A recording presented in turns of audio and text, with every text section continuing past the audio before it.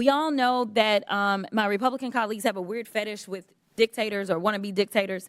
So it should not come as a surprise that they're here attacking global democracy programs. For 6 decades, USAID has been vital in reducing global poverty and hunger, helping to resolve health threats like the Ebola outbreak, which reached Dallas, where I represent, in 2014, and countering regional threats from Russia and China.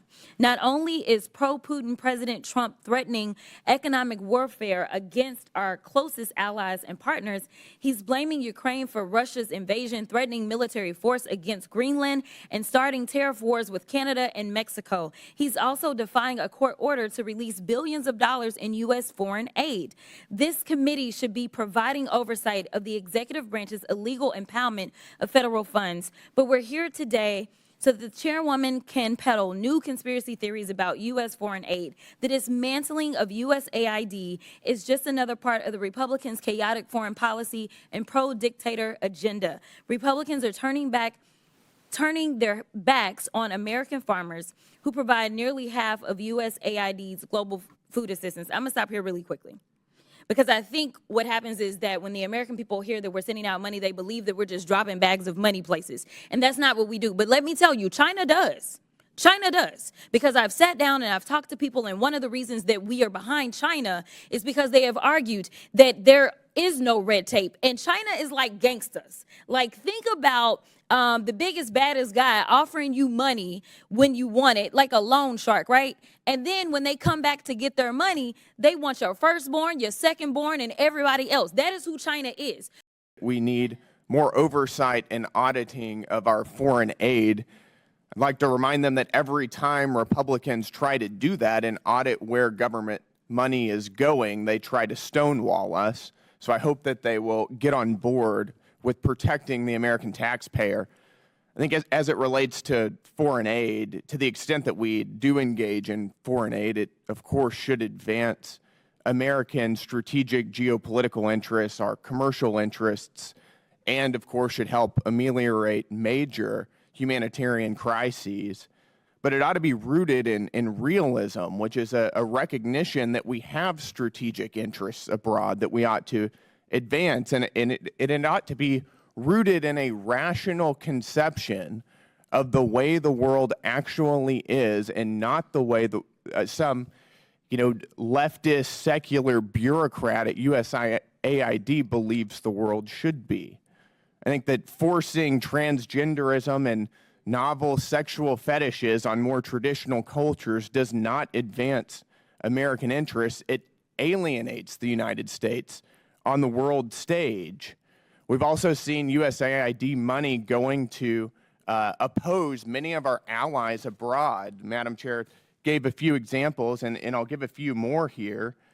We've seen USAID money funding efforts to influence elections in India against Prime Minister Modi. We've seen our ally Hungarian Prime Minister Viktor Orban accusing USAID of funding left-wing media outlets that are opposing him. We've seen USAID give $12.5 million just last year to the American Near East Refugee Agency, whose staff openly called for violence against Jews. The refugee agency also funded projects of the Unlimited Friends Association, which is a proxy organization for Hamas. This is not advancing our strategic interests abroad, and these are not promoting American values. Mr. Unger, I've got a couple questions for you. You've mentioned USAID as representing American ideas in action. Is that right? Yes. Do you think that spending $2 million for sex changes and LGBTQ activism in Guatemala is a reflection of American values? The information that you are using is yes so no? faulty that it doesn't it's a yes or no question. USAID projects. No, that is a direct description of what we're spending our tax dollars. Do you think that sex changes and LGBTQ activism in Guatemala is an accurate reflection of American values abroad? Is that a yes data or no coming question. from Doge? Is that a yes or a no? What I want to understand this is a yes or no question. Doge? Because they counted the same USAID program 3 times. You're not going to filibuster. We're reclaiming my time here. We'll go to another one. How about $1.5 million to promote job opportunities for LGBTQ individuals in Serbia?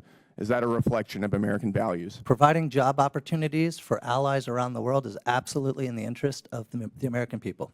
Well, I would like to maybe challenge you if you really believe in promoting DEI. I've got about 20 seconds left. Then, in giving jobs to somebody based on their minority status or the color of their skin or their sexual proclivities, you might want to consider stepping down from your job and giving it to somebody who has more minority points than you do. Well, if that were what With that, I DEI is yield. about, My time maybe is I would, over. but it's I'm not what yielding. it's about.